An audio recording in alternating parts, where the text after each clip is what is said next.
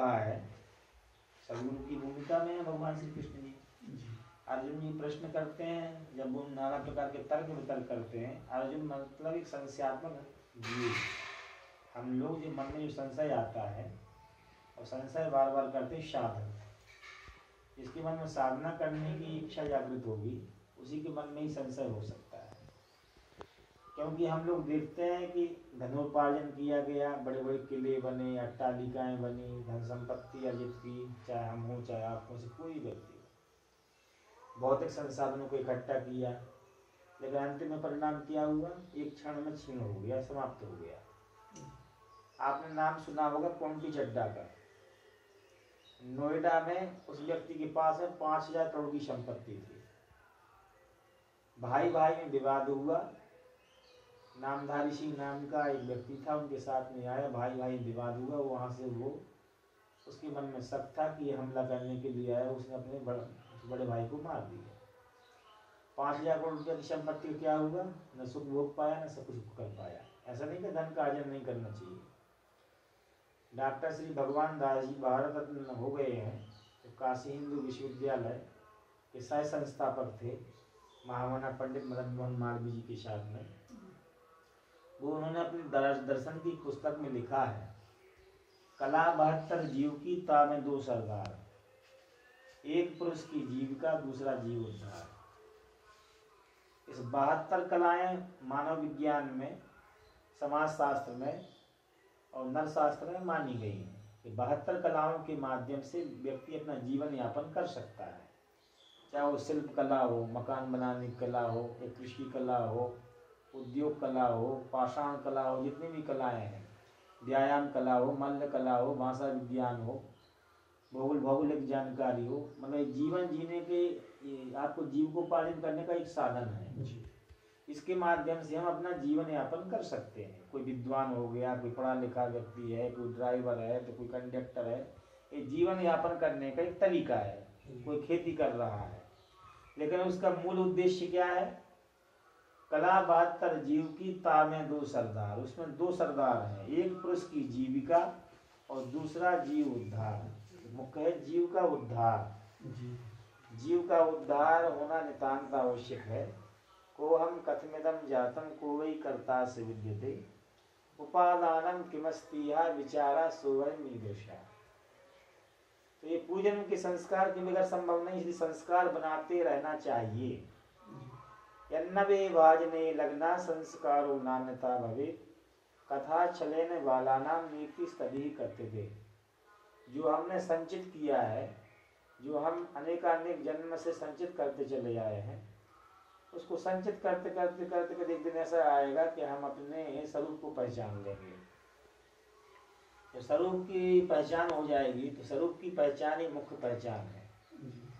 सोहम अस्मिति वृत्ति अखंडा, दीप शिखा सोई परम प्रचंडा, आत्म अनुभव सुख सुप्रकाशा, तव भाव मूल भेद ब्रह्मनाशा, प्रबल अविद्या कर परिवारा, मोह आदितम मिटई अपारा।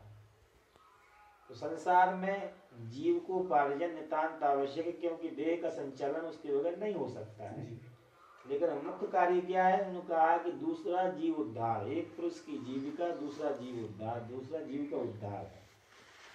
मतलब परम पराकाष्ठा, परम फल, परम की प्राप्ति हमारा मुख्य उद्देश्य है। नौकरी करें, कृषि कार्य करें, अध्ययन अध्यापन कराएं, सामाजिक व्यवहार करें, वाणी से अच्छा व्यवहार करें, क्योंकि वाचा में प्रसादेना लोक यात्रा प्रवर्तते। वाणी के प्रसाद से ही लोक यात्रा चलती है।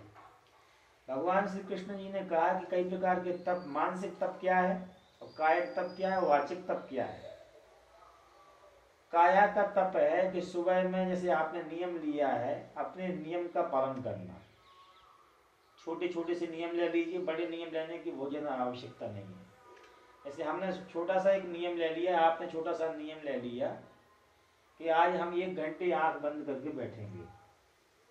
उससे क्या होगा? ऊर्जा का संचय होगा। क्या होगा? ऊर्जा का संचय। भोजन से ऊर्जा प्राप्त होती है, मतलब भोजन से ऊर्जा आती है, व्यायाम से ऊर्जा जगती है, और हमारे वृथा क्रियाकलाप वृथा चेष्टा करने से, मतलब इसके लिए हम बोलेंगे वाणी विलास हो, नेत्रों का विलास हो, देखने सुनने से, व्यर्थ का चिंतन करने से, वृथा अठनम वृथा दानम परिग्रह। जैसे हम बैठे बैठे हलचल करते रहे, कुछ कर रहे हैं, व्यर्थ का चिंतन कर रहे हैं, बाहरी चिंतन कर रहे हैं, क्योंकि मन का स्वभाव है व्यर्थ का चिंतन करना। मन का एक स्वभाव है व्यर्थ का चिंतन करना, सार्थक चिंतन मन जल्दी करता ही नहीं है। मन क्या है? पास्ट एंड प्लस बराबर मन। पास्ट का चिंतन जो हो चुका है, या तो फ्यूचर का चिंतन करना है कि हमें क्या करना है, बीच में कोई मन नहीं होता है। या तो हम भूत में जाते हैं या तो भविष्य में जाते हैं, तब हमारा मन बनता है। कभी हमारे मन में एक कविता का अपने आप मैंने एक रचना की थी, बहुत ही सार्थक कविता है, बहुत ही उपयुक्त कविता है। जो भविष्य में जीता है उसे वर्तमान का बोध कहा, और जो वर्तमान में जीता है उसे भविष्य का बोध कहा। क्षण क्षण जीवन की कलियां, क्षण क्षण जीवन के वैभव, यहाँ लिली के फूल खिले हैं, इन्हें भविष्य का बोध कहा है। जो बहुत ज्यादा भविष्य में जीता है उसकी ऊर्जा भी चली जाती है, हम ऐसा करेंगे वैसा करेंगे, मतलब जो नहीं हो सकता है, क्योंकि मन का कार्य यही है। रे मनो मरकट है तू बड़ा विकट, घूमता है सर्वत्र न लगती कहीं टिकट। और जहाँ जहाँ हमें नहीं पहुँचना वहाँ वहाँ हमारा मन पहुँच जाता है। रे मनो मरकट, मन की तुलना बंदर से की है। बंदर तो स्थायी 5-10 किलोमीटर में रहेगा, 50 किलोमीटर में जाएगा, ये तो अनंत किलोमीटर की यात्रा कराएगा। कहा रे मनो मरकट है तू बड़ा विकट, घूमता है सर्वत्र न लगती कहीं टिकट। अपरिचित गलियारों में अपरिचित बाजारों में करता है सैर तू, रखता है बैर तू। कागज की किश्तियों पर करके सवारी, भव जल्दी तर जाऊंगा आशा लिए भारी। अपनों की दुनिया में कभी नहीं थमता, बालू से नवनीत पानी की ठानी, पानी पर लिख रहा जीवन कहानी। और इस विधि भटकन की परंपरा है बहुत पुरानी, अब मिला है सो अवसर, बैठ ले आवागमन, रे चपल मन कर तू भगवान का भजन। ये भजन क्या है? भजन ऐसा है कि जैसे कि चित्त के लिए परमेश्वर में लगा देना ही भजन है, सबसे बड़ी साधना है। जब यक्ष युधिष्ठिर जी महाराज से प्रश्न करते हैं कि तप क्या है, तो हम लोग समझते हैं कि 10 दिन तक 20 दिन तक भूखा रहना ही तप है। ऐसा नहीं है, ये भी काया का तप तो है ही।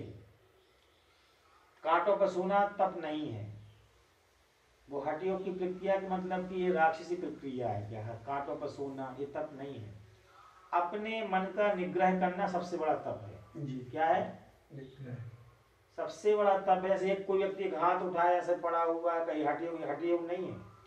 अपने मन का निग्रह आप पैंट पजामा पहन करके भी सामान्य दृष्टि से करते हुए, जो मानसिक तप है, मतलब मन से आप 100 दिन भोजन नहीं करिए, उसकी अपेक्षा यदि आप मानसिक तप करते हो, मानसिक तप का मतलब है कि वृथा चिंतन नहीं करना है, वृथा का बकवास नहीं करना है, इधर उधर मन को नहीं ले जाने देना है, सबसे बड़ा तप है। चाहे फिर आप कहीं पर भी रहिए, घर पे भी काम करते करते करते यदि आपका मन एकाग्र है, मन की साधना से आप मजबूत हो गए हैं, तो युधिष्ठिर जी महाराज कहते हैं यक्ष का उत्तर देते हुए, तपा सर्वेषु एकाग्रता परमम तपा। क्या? तपों में सर्वोत्तम तप है एकाग्रता। एकाग्रता आप जहां बैठे हैं, जैसे भोजन कर रहे हैं, हम लोगों ने कैसा सुबह बना लिया, भोजन भी करते जा रहे हैं तब भी बात करते जा रहे हैं, एक काम एक समय नहीं कर रहे हैं। टीवी देखते जा रहे हैं, भोजन करते जा रहे हैं, दो काम हो गया ना तो भोजन का ही स्वाद ले पाए ना टीवी का ही स्वाद ले पाए। जब भोजन हमारी इंद्रियां वहां पर काम करेंगी तो भोजन का स्वाद तो कदापि मिल ही नहीं सकता है। जो रस मिलना चाहिए उस समय नहीं मिल सकता। आपने अनुभव किया होगा, आप सामने हमारे बैठे रहेंगे, लेकिन मेरी इंद्रियां, मेरी शक्ति, मन की शक्ति यदि यहाँ इंद्रियों के साथ संयुक्त नहीं है तो आप बैठे भी होंगे तो हम आपको नहीं देख पाएंगे। आपने अनुभव किया कि नहीं किया है? ऐसा क्यों होता है? जैसे कोई व्यक्ति यहाँ पर, हमारा मन यदि इधर नहीं है और सामने से कोई सज्जन निकल रहे हैं तो हम उनको नहीं देख पाए, देखते हुए भी नहीं देख पाएंगे। यहाँ से हजारों सैकड़ों लोग देख चले जाते हैं रास्ते से, लेकिन हमारी निगाहें, हमारा मन वहां पर नहीं रहेगा। तो हम देखते हुए भी नहीं देख पाएंगे। तो उसी प्रकार जब हम भोजन करें तो केवल भोजन ही करें, फोन चलाएं तो फोन ही चलाएं, टीवी देखे तो टीवी ही देखें। उस समय एक काम करें, आप एक अनुभव करिएगा इस चीज से मैं जो बोल रहा हूं। यदि आप दो काम करेंगे तो कभी भी आपके लिए प्रसन्नता नहीं मिल सकती है। प्रसन्नता तब व्यक्ति को मिलेगी, मन एकाग्र तब रहेगा तब एक समय में एक ही काम किया जाए। आप कहेंगे बड़े बकवास की बात है, हमें तो लैट्रिन बाथरूम में भी मोबाइल ले जाना पड़ता है क्योंकि हमें वहां ही बात करनी पड़ती है। हम लोगों के पास में अरब खरब 100 खरब जितनी संपत्ति दुनिया की पूरी मिल जाए, लेकिन हम प्रसन्न नहीं रह सकते। क्यों? हम भोजन भी सही ढंग से नहीं कर पा रहे, उस समय हम टीवी देख रहे हैं, उस समय हम मोबाइल चला रहे हैं। मतलब कि जहां तक बन सके तो व्यक्ति को बचना चाहिए। मैंने अनुभव किया है, अब अनुभव नहीं कर पा रहे हैं। पहले हम बचपना में अनुभव करता था, आज से 20 साल पहले, कि जैसे हम सांस जा रही है, क्या सांस पर ध्यान दे रहे हैं हम? कोई नहीं दे रहा, नहीं दे रहा। उसका कारण क्या है? यदि आप सांस पर ध्यान दोगे तो आपकी ध्यान लगना शुरू हो जाएगा जी। क्या? हाँ, सबसे बड़ी साधना है श्वास की साधना, और सबके पास में उपलब्ध है। सबके पास, ऐसा कौन व्यक्ति जिसके पास श्वास नहीं है? श्वास चली गई, समाप्त है सारी लीला। तो जो हम कार्य कर रहे हैं उसे ध्यान कर रहे हैं तो ध्यान ही करें, दूसरा चिंतन ना करें। टीवी देख रहे हैं तो टीवी को ही ध्यान बना लें देखते समय। पुस्तक पढ़ रहे हैं तो ध्यान मग्न होकर के ही पढ़ें। खेती कर रहे हैं तो ध्यान होकर के ही करें, मतलब उसमें ही ध्यान लगना चाहिए पूरा, वही आपका ध्यान हो जाएगा। हम अपने बच्चों की सेवा कर रहे हैं तो वो भी उस समय इतने ध्यान मग्न हो जाए कि एकाग्रता आ जाए। हमने इसका अनुभव किया, कर व्यक्ति का ध्यान जहां भी लगाएगा आदमी वहां पर अपने आप लग जाएगा। जैसे हम पूजा कर रहे हैं तो पूजा ही करें, हम बात कर रहे हैं चिंतन ना करें, बहुत ज्यादा प्रेशर ना लें, बहुत ज्यादा सोच सोच करके और 1 घंटे के बाद एक शब्द बोल रहे हैं तो हमारी शक्ति आएगी और जाएगी नहीं। लेकिन यदि हम बहुत ज्यादा वृथा चिंतन करते हैं तो उपनिषदों में कहा गया व्यर्थ अटनम व्यर्थ चिंतनम वृथा दानम। न कभी वृथा दान नहीं देना चाहिए। ऐसा नहीं कि सबको दान दे दो, वो गया यहाँ से उसने गांजा पिया, भांग पिया, उड़ा दिया। दान उस व्यक्ति को दो जो व्यक्ति उसका सदुपयोग करता हो, चाहे समाज का कोई भी व्यक्ति होता है। और बोलो वहां पर अनुद्वेग करम वाक्यम सत्यम प्रियतम चय, श्री गीता जी। मना प्रसादम सौम्यत्यम मौन मात विनिग्रह। मन की प्रसन्नता हो जहां पर, मन का प्रसाद मिल जाता है। मन का प्रसाद मिलने पर मना प्रसादे सर्व दुखानाम हानि रस्युपजायते। मन के प्रसाद मिलने, मन की शांति होने पर, आत्मा का प्रसाद मिलने पर सारे दुख अपने आप समाप्त हो जाते हैं। एक ही अनुभव कर लीजिए, आप कोई अनुभव मत करिए। जैसे हम बात कर रहे हैं तो हम उसके लिए करें, काम में एक चिंतन करें। हम 15 मिनट आंख नहीं खोलेंगे, 15 मिनट 1 सेकंड हम चिंतन नहीं करेंगे। ऐसा नहीं होना चाहिए। एक व्यक्ति गया एक महात्मा जी के पास, मुझे सिद्धि प्राप्त करना है। सिद्धि कैसे होगी? तो महात्मा जी ने कहा बंदर का चिंतन नहीं करना, सिद्धि हो जाएगी। क्या? बंदर का चिंतन नहीं करना तो आपको सिद्धि हो जाएगी। और जब वो आंख बंद करके बैठते तो उनके लिए बंदर ही याद आता है। तो ये हम लोगों के मन का स्वभाव है, जिसके लिए हम बहुत ज्यादा मना करेंगे कि ये काम नहीं करना, उसको छोड़ दो, देखते रहो उसको ध्यान, उसके पीछे मत करो। जैसे कोई चल रहा है, कोई क्रिया हो रही है, उसको ध्यान से देखते रहे। सांस चल रही, श्वास को देखते रहिए। अपने आप ओमकार का जाप अपने आप आपको मिलाई, जब जाप करने की आवश्यकता नहीं रहेगी। सांस जाप कर रही है उसको आपको देखना, हम देखते नहीं है। श्वास अपने आप जाप कर रही है, सांस सांस ओम सो ओम ओम की आवाज आ रही, राम राम की आवाज आ रही उसमें। यदि हम देखेंगे तो अपने आप दिखाई पड़ेगा हमारे लिए क्या चल रहा है। जो खोजो वो मिल जाएगा उसमें। जैन होगा तो नमो अंताणम खोज लेगा कि नमो अंताणम चल रहा है, ओम नमो अंताणम। बौद्ध होगा तो ओम मणि पद्मी ओम खोज लेगा उसमें, और मुसलमान होगा तो अल्लाह खोज लेगा उसमें, है क्योंकि उसके अंदर सब चल रहा है। जितने भी विश्व के पूरे मंत्र हैं वो श्वास जप कर रही है। लेकिन हम उस पर ध्यान कभी देते नहीं हैं, क्योंकि जो हमारे लिए मिला हुआ है उस पर हम ध्यान नहीं देते हैं। और जो नहीं मिला हुआ है उसकी तरफ ध्यान देते हैं जाना। जैसे हमारे पास में अभी दांत यहाँ पर से निकाल दिया जाए या उसमें अंदर में छेद हो जाए तो बार बार जी वहीं जाए, ऐसे करते करते करते, और जब है उस पर ध्यान नहीं जा रहा है। जो चीज हमारे लिए प्राप्त है, एक बहुत धनी आदमी था, एक महात्मा जी के पास में गया, उसने कहा मुझे शांति नहीं मिलती, महात्मा जी शांति दिला दो। तो महात्मा जी बहुत मजेदार रहे होंगे, हंसी करने वाले, हंसी करने की ज्ञान देने वाले, हंसी के माध्यम से ज्ञान देने वाले। उन्होंने कहा एक काम करो, जितना आपने धन का उपार्जन किया, धन संपत्ति का संचय किया है, सब मुझे दे दो, हम आपको शांति दे देंगे। महात्मा जी के सामने बोरा टिकाया सर्पियों के, और महात्मा जी ने अपने घोड़े पर रखा और भाग लिए। अब वो रोने लगा, हाय मेरी शांति चली गई, मेरी अशांति चली गई, अब मैं क्या करूंगा, अब मैं क्या करूंगा। महात्मा जी तो सच्चे आदमी थे, लेकर भागने वाले नहीं थे। तो लोगों से उन्होंने कहा अरे चोरी कर ली साधु ने। तो लोगों ने, जो विश्वास करने वाले साधु थे, लोग थे, उन्होंने कहा महात्मा जी कभी काम ये कर ही नहीं सकते, कोई उसमें रहस्य छिपा होगा, इसीलिए महात्मा जी ने काम किया है। महात्मा जी इसके बाद में आए, उनके सामने वो असरफियों का बोरा डाल दिया। अब उसको शांति, फिर महात्मा जी ने कहा शांति मिली कि नहीं आपके लिए? कहा आप शांति मिल गई। तो जो हमारे पास में है संसार की धन संपत्ति, वैभव, शरीर, काया, हाथ पैर, ये बहुत बड़ी संपत्ति प्रदान की प्रभु ने, प्रकृति ने बहुत कुछ दिया हमारे लिए। ऐसा कुछ दे दिया है कि यदि आपके लिए हमारे पास में नेत्र नहीं होते तो क्या हम संसार का आनंद ले पा रहे होते इन चर्म चक्षुओं के द्वारा? कदापि नहीं, क्योंकि चक्षु नहीं होते तो आनंद कहाँ से लेते? ये दर्शन नहीं हो पा रहा होता, हम अभी अपाहिज होते तो चल पाते, आज सागर पहुंचते, दूसरों के सहारा खोज खोज के ले जाते। बहुत बड़ा सहारा है, सब कुछ दिया, वाणी दी, तन दिया, मन दिया, धन दिया, वैभव विस्तार दिया, सम्मान दिया, क्या नहीं मिला हमारे लिए। लेकिन उसका उपयोग किस में होना चाहिए इसको जानना है। उसका उपयोग यह है कि जैसे हम कभी बैठे हैं तो इस पर चिंतन करें कि हमारे लिए हमारा मूल स्वभाव क्या होना चाहिए।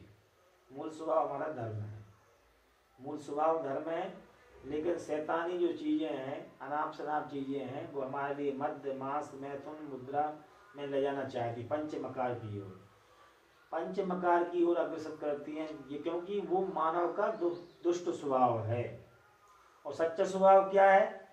धृति, क्षमा, दम, अस्तेय, शौच, इंद्रिय निग्रह, धी, सत्यम, अक्रोधो, दशकम धर्म लक्षण। अपने में रहना धर्म है, दूसरे में जाना अधर्म है। दूसरा क्या है? काम, क्रोध, लोभ, मोह। इसमें ज्यादा काम की भी आवश्यकता है, लोभ की भी आवश्यकता है, मोह की भी आवश्यकता है, लेकिन किस वस्तु में आवश्यकता कितनी है, धन की भी आवश्यकता कितनी है, ताकि हमारा जीवन की वस्तुएं एकत्रित हो सके। क्रोध की आवश्यकता कितनी है? तो कोई व्यक्ति कुछ करे तो वहां पर सार्थक क्रोध किया जाए, ऐसा नहीं कि फालतू क्रोध कर दिया। क्रोध, जैसे किसी ने कहा अगर फलाना क्रोधी था, वो किस कारण क्रोधी था? क्योंकि वो क्रोध को रोकने के लिए क्रोधी था। उसने कहा वो हिंसा की, वो हिंसा को रोकने के लिए उसने हिंसा की, क्योंकि वो इतनी हिंसा नहीं करता तो उससे भी बड़ी हिंसा हो सकती थी। इसलिए शास्त्रों में कहा गया कि हिंसा को रोकने के लिए हिंसा, और क्रोध, महाक्रोध को रोकने के लिए क्रोध आपके लिए करने की आवश्यकता है। अधर्म को रोकने के लिए आपको थोड़ा सा अधर्म जो दिखाई पड़ा कि अधर्म हो रहा है, और अधर्म नहीं है वो। इसलिए कहाँ क्या करना चाहिए, किस भांति जीना चाहिए, किस भांति मरना चाहिए, यह भी हमारे पूर्वजों से सीख लेना चाहिए। जो पार्लिमेंटन थे इंग्लैंड में, और बचपना से उनके मन में भावना थी, घूमते घूमते अब वो बड़े हो गए तो उन्होंने भारत भ्रमण करना शुरू किया। भारत आएंगे, लीबिया, लेबनान, कांगो, जेरे, जमाइका, मिस्र, सूडान आदि आदि देशों का भ्रमण करते हुए, अफ्रीका, पूर्वी अफ्रीका, सारे दक्षिण अफ्रीका, सबका भ्रमण करते करते अपने भारत में आए। जब भारत में आए तो सबसे पहले उन्होंने मुंबई में डेरा डाला। कई पत्रकारों से मिले, कई उस जमाने की जो 1926 के अंदर में जो मीडिया रही होगी, मतलब कि सोशल टीवी तो थी नहीं, पत्रकारिता थी उस जमाने में। पत्रों, समाचार पत्रों से, पत्रकारों से मिले, कोई महात्मा का पता बताइए। बहुत सारे महात्माओं के पास में गए, मेहर बाबा के पास में गए, बहुत सारे साधु महा, शिरडी साईं बाबा के पास में गए, खोजते खोजते खोजते महात्मा मिला उनके लिए, एक पत्रकार के माध्यम से और एक जज के माध्यम से, अड़ियार नदी के किनारे। वो थे ब्रह्म योगी। ब्रह्म योगी किसी से बात नहीं करते थे। ऐसे कोई व्यक्ति जाए, उसके बारे में लिखा हुआ है अपनी पुस्तक में, द सर्चिंग सेक्रेट इंडिया, गुप्त भारत की खोज नामक पुस्तक में लिखा है पार्लिमेंटर ने, कि उन्होंने अपने जिले में आज तक किसी से बात नहीं की थी जी। वो अपनी ही साधना में लीन रहते थे। वो इतने एकाकी थे कि वो किसी से बात नहीं करते थे। तो उन्होंने कहा कि एक महात्मा को मैं जानता हूँ, वो जंगल में रहता है, बाग बगीचा उपवन दक्षिण भारत, तो आप लोग कोई शायद गया हो इसमें से, उन्होंने देखा हुआ कि वहाँ पे केले के पेड़ बहुत होते हैं, नारियल, केला, समुद्री एरिया है, और इन्हीं से ये मतलब ये उनका भोज्य पदार्थ होता है, केला मेला, ये चटनी वटनी बना करके बढ़िया सावर वावर बना करके लोग यही खाद्य पदार्थ, भोज्य पदार्थ है। तो वो जो है वहाँ से आराम से सीधे सीधे चले जा रहे थे, नीचे निगाह की हुई है, हट्टा कट्टा शरीर था उनका। इन्होंने छेड़ा, कहा इनको बात करना है मेरे लिए। ये जज था साथ में और पत्रकार था पार्लिमेंटर के साथ, कहीं को छेड़ते नहीं, आज तक किसी ने छेड़ा नहीं, लेकिन पीछे पीछे 6 किलोमीटर चले गए पैदल उनके पीछे। तो फिर अचानक वो खड़े हो गए, क्या मुझसे आप बात करना चाहते हैं? तो दोभाषिया के रूप में वो इंग्लैंड वाला था, इंग्लिश में उसने जज ने कहा क्या आप बात करना चाहते हैं? तो उन्होंने जी हाँ, क्यों नहीं, आप जैसे महापुरुष से तो मैं बात करना उपयुक्त ही समझता हूँ। तो वो आराम से अपने घर पर ले गए। जब घर पर बैठे तो उन्होंने उनका स्वागत किया, कुर्सी पर बैठा कर अंग्रेज का स्वागत किया, और स्वयं नीचे बैठ गए। उसको आश्चर्य हुआ और बहुत लगाव के साथ बात करने लगे। धीरे धीरे उनका सुना कि आप योगी हैं, कहा मैं योगी तो हूँ, ये क्रिया जानता हूँ। तो ये प्रक्रिया क्या कि मेरे योग गुरु जी जो हैं 1100 वर्ष की उम्र के हैं, वो हिमालय में रहते हैं। तो इसको आश्चर्य हो गया, 1100 साल की कोई उम्र होती है मनुष्य की? 150-80 साल उम्र होती है। तो फिर उन्होंने कहा कि नहीं, हमारे गुरु जी की उम्र 1100 वर्ष है, वो हिमालय में रहते हैं, हमने उनसे दीक्षा ली। और पार्लिमेंटर को बात करते करते उन्होंने कहा कि गुरु जी का संदेश आ रहा है कि आप हमारे गुरु भाई हो पूजनम के। तत्काल में संदेश भी उनको मिल गया, वो चकित हो गया। तो कैसे संदेश प्राप्त करते हो? कब मैं वहां से टेलीपैथी के माध्यम से, वो वहां से हमें संदेश भेज देते हैं, वो हमें सुनाई पड़ता है क्या बोल रहे हैं गुरु जी। तो इतनी अंतर संप्रेषणा है। ये सामान्य जीवन में आप और हम लोग जैसे आप कहते होंगे कैसे हो सकता है? आप देखिए, ट्रेन सागर में चल रही है, सैमरा में सुनाई पड़ेगी? नहीं सुनाई पड़ेगी अभी दिन में, लेकिन रात्रि में जब सन्नाटा छा जाता है तो सुनाई पड़ता है कि नहीं सुनाई पड़ता? उसी प्रकार क्यों सुनाई पड़ता? क्योंकि कोलाहल समाप्त हो गया, हल्ला समाप्त हो गया, सन्नाटा छा गया, तो वहां की आवाज यहाँ सुनाई पड़ रही है। उसी प्रकार जब हमारा आपके मन का सन्नाटा समाप्त कम हो जाता है, कम हो जाता है, बहुत स्वल्प हो जाता है, अत्यल्प हो जाता है, विचारों की कमी हो जाती है, तो हम टेलीपैथी वहां से यहाँ तक कर सकते हैं। क्या हमने भी स्वयं प्रयोग किए हैं इसके छोटे छोटे प्रयोग। तो हम किसी के बारे में चिंतन कर रहे तत्काल उसका फोन आ गया, या कोई काम हो गया, जैसा मैंने बोलना चाह था उसने बोल दिया। ये क्या है? ये टेलीपैथी का ही स्वरूप है। ये टेलीपैथी का ही स्वरूप है। टेलीपैथी का प्रत्यक्ष स्वरूप है। पुट्टापर्थी के साईं बाबा का जो अस्पताल है, जो 500 करोड़ की लागत से बना हुआ है, टेलीपैथी के माध्यम से ही बना हुआ है। कैसे बना है? बाबा के पास कुछ था नहीं, सत्य साईं बाबा के पास में। वो जैसे एक यादव परिवार में उनका जन्म हुआ था, और बड़े हुए तो वहीं पर रहने लगे। जब बड़े हो गए तो उनके मन में इच्छा हुई कि हम गरीबों की सेवा करें। तो महात्मा जी ने विचार किया क्या करें, क्या कितने लोगों से चंदा मांगेंगे? 10 रुपया, 20 रुपया, 50 रुपया देंगे लोग। तो महात्मा जी जब बड़े हो गए तो साधना करते थे, तो रात्रि में स्वप्न में अमेरिका के एक उद्योगपति के पास में सपने में पहुंचे, और बार बार पहुंचना शुरू कर दिया। 1 दिन, 2 दिन, 4 दिन, 6 दिन बार बार सपने में दिखना शुरू हो गया। तो वो उसका डिस्टर्ब हो गया दिमाग। कौन साधु रात्रि में आकर के हमारे लिए डिस्टर्ब करता, सपने में हमारी नींद हराम करता रहता है। और बार बार ये चलता रहा, और बार बार बोलते मुझे पैसा दो, चंदा दो, मुझे अस्पताल बनाना है। तो उनको समझ में आया कि अस्पताल के लिए पैसा मांग रहा है। अब कौन साधु है जो पैसा मांग रहा है, चंदा मांग रहा है अस्पताल के लिए? बहुत सारे महात्माओं की, पादरियों की, पोपों की, मुल्लाओं की, मौलवियों की बहुत सारी फोटो बुलवाया वो अपने मित्र के माध्यम से। एक दिन उसका एक मित्र आया, उससे बात की तो उसने फोटो इनकी दी, ये व्यक्ति, और यही तो आता है मेरे सपने में, यही है, इनको मैं दर्शन करता हूँ इस महात्मा का। तो वो भारत आए, उस समय वो प्रसिद्ध नहीं थे, मतलब मैं चमत्कारों की बात नहीं कर रहा हूँ, टेलीपैथी की बात कर रहा हूँ। सदगुरु सेवा ट्रस्ट चित्रकूट में 200 करोड़ का अस्पताल बना हुआ, वो भी ऐसे ही बना हुआ है।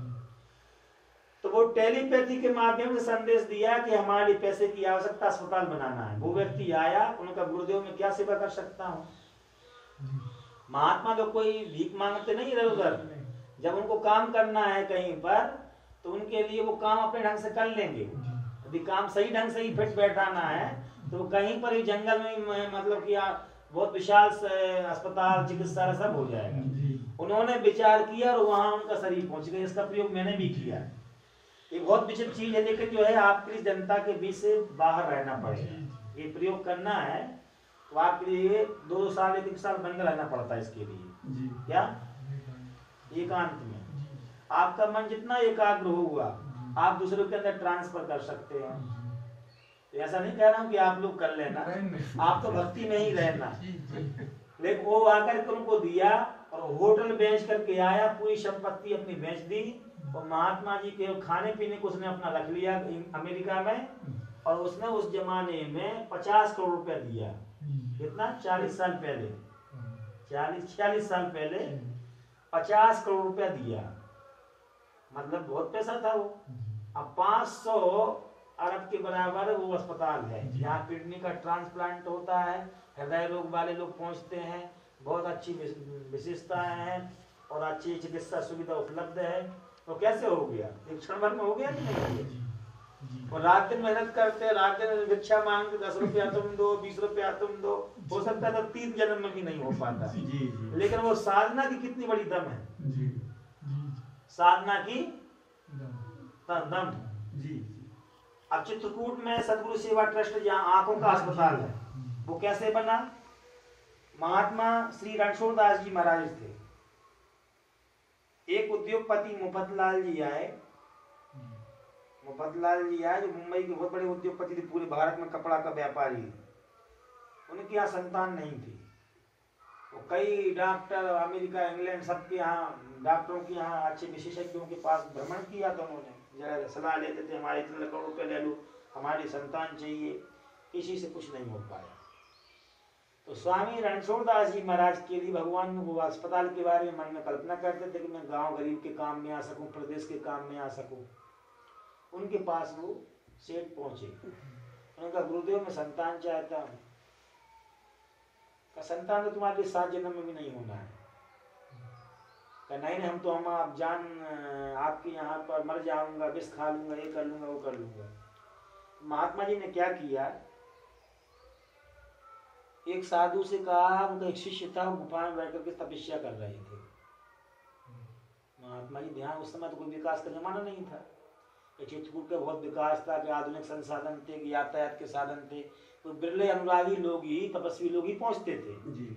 अब आज की तरह नहीं था कि उठाओ केदारनाथ जी पहुंचे, उठाओ वहां पर ये मतलब कि पर्यटक स्थल बन गया, धार्मिक स्थल कम। अरे चलो यहाँ से रूबे, चलो मणिकर्ण चलते हैं, चलो कुल्लू चलते हैं, चलो मनाली चलते हैं, और चलो शिमला चलते हैं। ये यहाँ भी तपस्वियों की जगह थी, हिमालय क्षेत्र। बाद में जब अंग्रेजों का जमाना आया तो धीरे धीरे लोगों जब विकास हुआ तो लोगों के मन में लालसा होने लगी कि चलो ठंडी ठंडी यहाँ गर्मी लग रही, वहां पहुंचते हैं और अपनी पर्यटक बना लिया, टूरिस्ट पैलेस बना लिया। ध्यान समाधि का क्षेत्र था वो हिमालय, आज की तरह नहीं था चित्रकूट। तो उस समय वो पहुंचे तो महात्मा जी से कहा कि आप ध्यान करते रहो यहाँ पर। शिष्य से कह दिया उन्होंने। रात्रि में शेर आया और ध्यान करते करते उसके लिए शेर ने खा लिए साधु के लिए। अब उनको तो ये जन्म देना था कि अच्छा आदमी आएगा तो काम करेगा। तो महात्मा जो समाप्त हुआ, शेर खा गया, वो साधु सेठ के यहाँ जन्म हो गया। क्या हो गया? सेठ के यहाँ जन्म हो गया। सेठ मुफतलाल के यहाँ अरविंद का जन्म हुआ। जब अरविंद बड़े हो गए तो साधु महात्मा थे, पूजन के संस्कार थे। संस्कार थे तो पूजन वाली बात है कि वो गुरुजी की भक्ति करना, गुरुजी के पास जाना। जब 20-25 साल के हुए तो गुरुजी से कहा तो कोई ऑर्डर करिए मेरे लिए। तो गुरुजी ने कहा बेटा एक काम करो, ऐसा बड़ा अस्पताल बनाना हम लोगों के लिए कि उत्तर प्रदेश में ना हो, मध्य प्रदेश के लोग उसकी लाभ ले सकें। तो बाहर अपने उत्तर प्रदेश मध्य प्रदेश का आंखों का सबसे बड़ा चिकित्सालय है सतगुरु सेवा ट्रस्ट। वो उसने 100 करोड़ रुपया दान दिया और आज का वो जो है 200 एकड़ में बना हुआ है। अपनी कई तिली समझ आएंगे उसमें, बहुत विशाल बना हुआ है। वो एक शुभ संकेत के द्वारा, शुभ प्रेरणा के द्वारा, महापुरुष की कृपा अनुकंपा के द्वारा बना हुआ है। उनकी चाहत हुई, इच्छा मात्रम प्रभु सृष्टि, इच्छा मात्र से प्रभु से सृष्टि हो जाती है। इच्छा मात्रम प्रभु, उन्होंने इच्छा की और सृष्टि का सृजन हो गया। ये है इच्छा मात्रम प्रभु सृष्टि। हम लोग इतने इच्छा वाले नहीं हैं, लेकिन मेरे जीवन का एक मैं अनुभव बताऊं। हम गीता प्रेस गोरखपुर उत्तर प्रदेश में, मतलब गोरखपुर जो है गुरु गोरक्षनाथ जी की नगरी है, यहाँ के योगी आदित्यनाथ जी हैं, वो भी गोरक्ष पीठाधीश्वर है, वर्तमान मुख्यमंत्री यूपी। हम उनके यहाँ पर मैं साधना कर रहा था, मतलब उनके क्षेत्र में। उनके गुरुजी मुझे मानते थे, उन्होंने मुझसे कहा कि एक काम करो बेटे, वहां पर खोरावार नाम की जगह है, वहां पर साधना करो जंगल में। तो एक माननीय विधायक जी थे श्री अंबिका सिंह जी, उन्होंने मेरी सेवा करना स्वीकार कर लिया। तो महात्मा जी आप कहीं नहीं जाएंगे, यहीं जंगल में साधना करिए। हम प्रयोग का बता रहे कि मन की इच्छा क्या होती है। तो पहले तो मेरे मन में आया कि 2-4 महीने साधना करेंगे, इसके बाद यज्ञ कराएंगे और फिर चले जाएंगे भंडारा करा करके। तो मैंने कहा यज्ञ भंडारा सब कुछ छोड़ दो, सब व्यर्था है। मन लग गया साधना करने का। तो हमने कहा हम 40 दिन मिलेंगे नहीं, 40 दिन के बाद लोगों से मिलेंगे। धीरे धीरे मेरा मन 6 महीने का लग गया। आए थे दूसरे काम करने के लिए, दूसरे काम में चले गए। इतनी साधना की इच्छा हुई, भगवान गुरु की कृपा हुई, गुरु भगवान की, गुरु की कृपा के बिना साधना नहीं हो सकती। आप कितना भी चाहो, कितना भी चाहिए आप, हम पटक पटक करके अब इस परेशान हो जाए कि इस कमरे में 1 साल रह जाऊं तो नहीं रह पाएंगे, जबरदस्ती बंद हो जाएगा ना मन। लेकिन वहां पर मेरे मन में हुआ इच्छा। 6 महीने हम बंद रह गए कमरे में, 6 महीने लगातार। तो हम 6 महीने के बाद जब निकले तो 2 महीने बोल ही नहीं पाया। मन में चिंतन चलना है इधर की बातों का, मतलब जैसे नहीं सुकुड़ जाता है कि संसार सब वृथा, ये वो सारी चीजें ये समाप्ति ही हो गई थी। तो लोगों से बार बार मिले तो सांसारिक प्रक्रियाओं में आना जाना शुरू हो गया। तो थोड़ी थोड़ी मन में उमंग आ गई संसार की तरफ। फिर अकस्मात मेरा विचार हुआ कि 14 जनवरी 2008 से लेकर के 14 जनवरी 2009 तक मुझे साधना करनी है। तो एक पासी जात के मिलिट्री का एक जवान था, वो बुजुर्ग हो गया था रिटायरमेंट होने के बाद में। उनको गुरु की तलाश थी, तो मेरे पास भटकते थे कि महात्मा यहाँ साधना करता है विधायक जी के यहाँ, तो उनके यहाँ जाना है। तो मैंने कहा कि जब मैं कमरे में ध्यान साधना करूंगा तब आप बाहर बैठ जाना कभी कभी आकर 15 दिन में एक बार। तो मेरे मन में बार बार उससे क्यों बोल दिया मैंने, उससे क्यों बोल दिया, बार बार मन में आ गया। तो जैसे नहीं होता है कि लिए कांटा लग जाए, तो चलता रहे वो मन में। अब हम बंद हो गए, अब क्या बोलते उससे, क्या हमें ना तो लिखना था ना फोन करना, फोन सब सामान तो बाहर छोड़ दिया था। लेकिन अंदर बैठे बैठे ये चलता था कि इससे मैंने क्यों बोल दिया कि बाहर बैठेगा ये। तो एक दिन मैं स्वप्न में उसके पास में गया और वो उसके घर पे पहले हम कभी नहीं गए थे। उसके घर पे मैं गया, उससे मैंने बोला कि तुम्हें नहीं आना है वहां पर, हमारी साधना में व्यवधान हो रहा है। अब मुझे भी नहीं मालूम था कि हुआ कैसे, हमारे भी नहीं था कि हमें कोई, हम जबरदस्ती उसके पास गए हो कि सिद्धि वाले थे, तो मन वाले आदमी, कुछ भी सिद्धि विद्धि वाले नहीं थे, ना कुछ था मेरे पास में, ना अभी भी कुछ नहीं मेरे पास में। तो वो जो है हमारा मन उसके यहाँ पहुंच गया और मैंने उसको समझा दिया कि तुम्हें नहीं आना है। अब वो सुबह आया और उसने नीचे से एक चिट्ठी डाली किवाड़ के नीचे से। उसने कहा आप मेरे घर पे आए थे और मुझे दिखाई पड़ा, आपने बहुत फटका लगा, 1 घंटा बैठे रहे, दरबार लगाया यहाँ पर पंचायत की, अब मैं नहीं आऊंगा, मैं केवल जो वहीं से दर्शन करता रहूंगा। अब मेरे मन में आया कि मैं भवन भी पूरा याद था कि मैं उसके घर पे गया और मैं क्योंकि डायरी में डेली स्वप्न लिखता था उसमें, तो स्वप्न नहीं था, मतलब कि बहुत भयंकर क्रिया थी। जो मन में ज्यादा चिंतन कर लिया था मन ने, वो वहां पर पहुंच कर उसको जवाब दे रहा था चेतन मन कि तुम्हें नहीं आना है। वो जितना चिंतन कर लिया गया था, वैसे ही कोई विषय वस्तु पर यदि हम भगवान का ईश्वरी तत्व का ज्यादा चिंतन करेंगे तो उस दिशा की तरफ अग्रसर हो। चिंतन से ही सब कुछ है। यदि चिंत्यति तद वाचा वदति, जो चिंतन करते हैं वही हम वाणी में बोलते हैं।